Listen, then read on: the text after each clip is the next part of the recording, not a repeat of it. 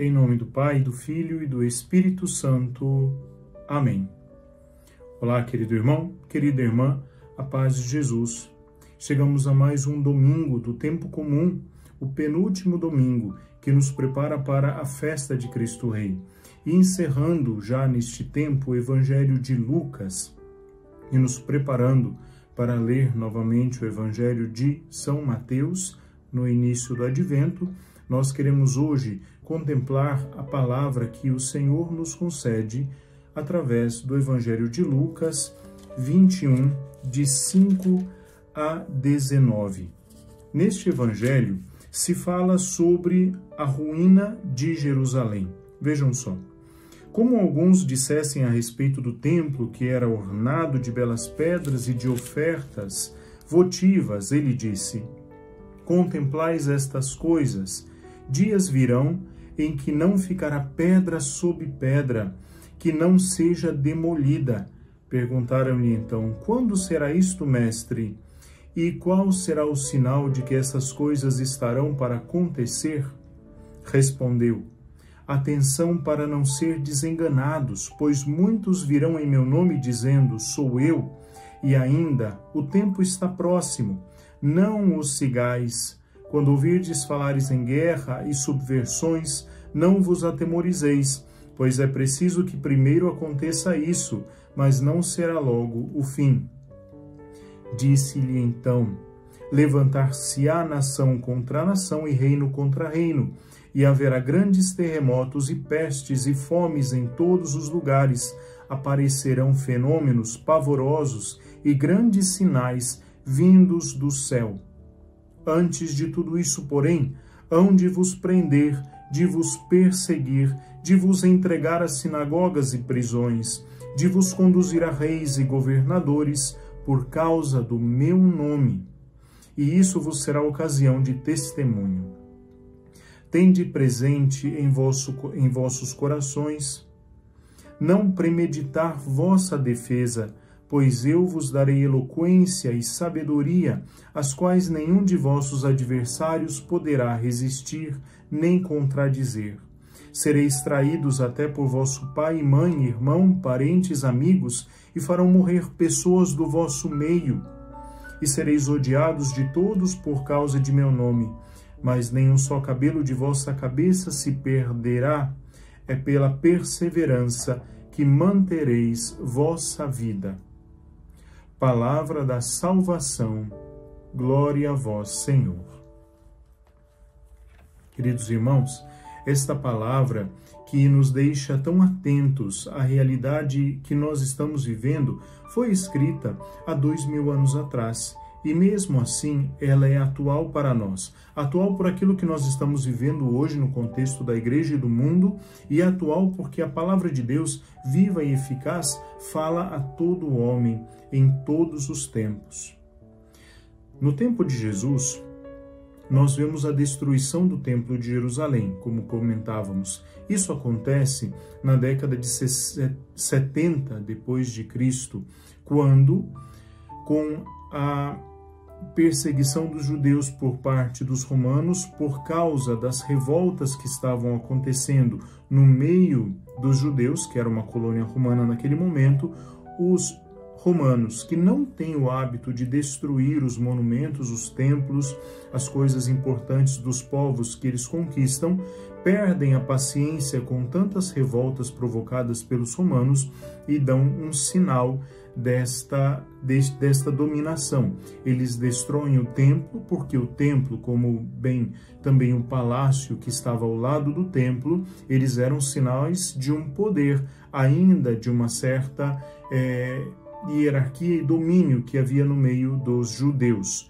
Os judeus, na época de Jesus, eram, de alguma maneira, politizados pelos sumos sacerdotes. Então, a política, na verdade dizendo, era vivida pelos sumos sacerdotes. Então, ao mesmo tempo, o poder religioso e o poder civil estavam unidos, embora este poder civil era mantido na mão dos romanos, e os sumos sacerdotes viviam apenas com um papel de influência no meio do povo e no meio dos romanos. À medida que essas essas revoltas vão tomando corpo no meio dos judeus e vão aumentando, os romanos, perdendo então a paciência, e para mostrar quem mandava, destroem o templo de Jerusalém. Depois disso, nunca mais ele é reconstruído. Nós conhecemos na história o primeiro templo construído pelo rei Salomão e pouco a pouco embelezado até que se tornasse aquele grande templo que na época da deportação, do exílio de Babilônia, é destruído e depois reconstruído por aqueles que voltaram do exílio. Este segundo templo, que é o que foi destruído 70 depois de Cristo, nós o chamamos de, justamente como eu dizia, segundo templo, ou templo do pós-exílio, que dá uma marca de reconstrução para o povo. Porém, pouco a pouco, este povo vai fazendo que o templo se transforme não num lugar de culto a Deus, mas num lugar de comércio, num lugar de manipulação, de monopólio, no caso, por exemplo, dos sacerdotes. E Jesus, ele prevê a destruição do templo. Qual é a novidade que isto nos traz? De fato, Jesus, por muitas vezes, em todos os evangelhos, ele se configura com o templo. Ele diz no Evangelho de São João, por exemplo, destruí este templo, em 3 dias eu o reerguerei. E o evangelista nos narra que depois da morte e ressurreição de Jesus, eles entenderam que ele estava falando do templo que era o seu corpo. De fato, Jesus ressuscitado se transforma no templo, no qual nós adoramos a presença de Deus no meio de nós. Jesus é aquele que garante para nós a sua presença. É Jesus que representa para nós hoje Deus no meio de nós. O seu nome, Emanuel. Deus está conosco. Já não é preciso mais um templo, portanto. Jesus agora é o templo, o novo templo, a nova maneira de Deus se apresentar no meio do seu povo. João diz assim: e o Verbo se fez carne e habitou no meio de nós. E o Verbo, vai dizer em grego, eskenosen, ou seja, colocou a sua tenda no meio de nós. Lembremos que antes mesmo que o templo fosse construído, existia a tenda da reunião, a tenda do encontro, no qual o Senhor, Deus, se manifestava ao seu povo, a Moisés, e depois, posteriormente, construído o templo, este se transforma no lugar da presença de Deus. Agora, com Jesus, já não é mais preciso o templo. Por isso, vejamos a mensagem principal do Evangelho. Aquilo que é o momento da destruição, para os judeus um momento terrível, porque o templo de fato era um monumento religioso, um monumento da presença de Deus. Porém, agora já não é mais necessário, porque esta presença, ela se dá na pessoa de Jesus. E onde 2 ou 3 estiverem reunidos em seu nome, aí ele está no meio deles. A destruição do templo, uma tragédia aos olhos humanos, é, porém, o tempo de um recomeço. E é isto que o Evangelho vem nos falar. O Evangelho está nos falando que muitas coisas serão destruídas, que o povo será perseguido, que um novo tempo iniciará a partir disso. Este novo tempo traz para nós uma novidade. Queridos irmãos, aqueles que moram em uma região do agro, devem perceber, por exemplo, que é sempre necessário remexer a terra, fazer que tudo aquilo que está plantado seja revolvido, seja removido, seja de alguma maneira mexido. A terra deve ser adubada, ela deve ser revirada para que ali se plante novamente alguma coisa e nasça algo novo.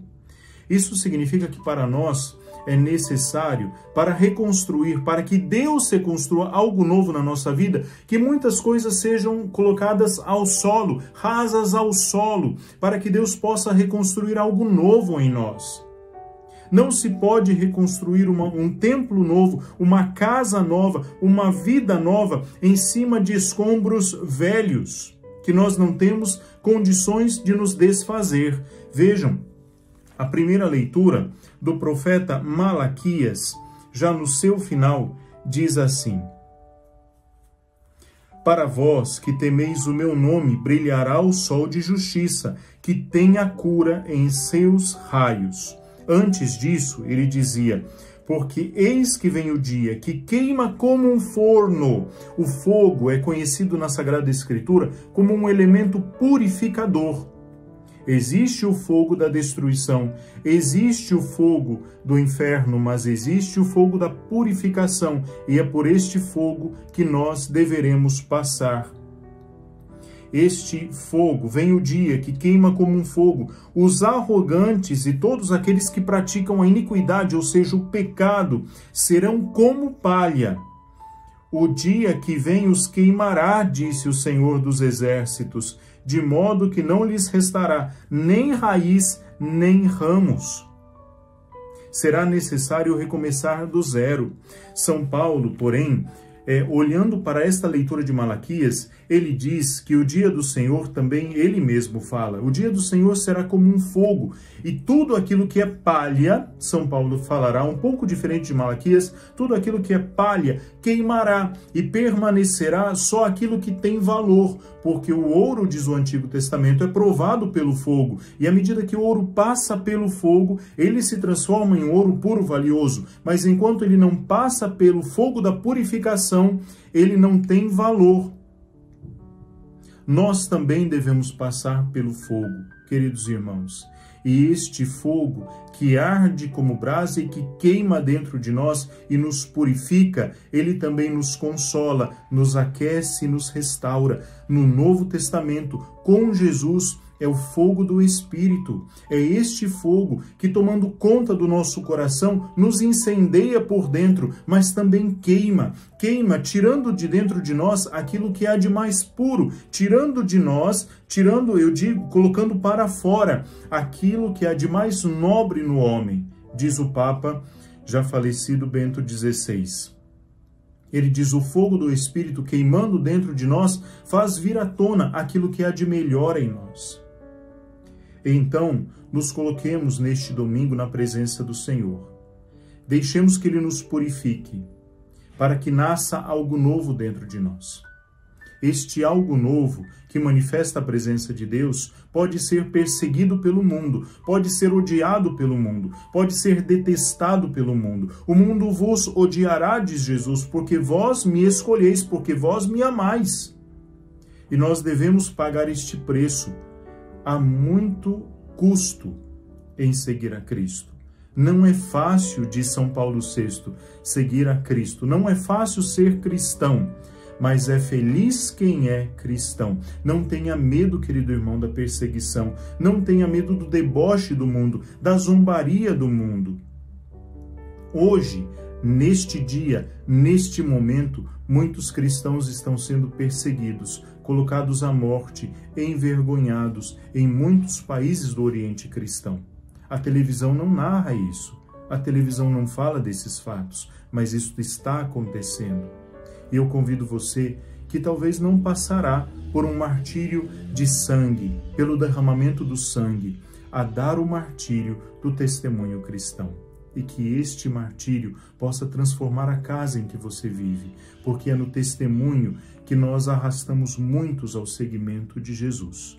Por isso que o Senhor te dê força, coragem, te purifique e tire de dentro de você, faça vir à tona com o fogo do Espírito aquilo que há de melhor na tua existência. Deus te abençoe. O Senhor esteja convosco. Por intercessão da Virgem Maria, de São Miguel Arcanjo, abençoe-vos o Deus Todo-Poderoso, que é Pai, Filho e Espírito Santo. Amém.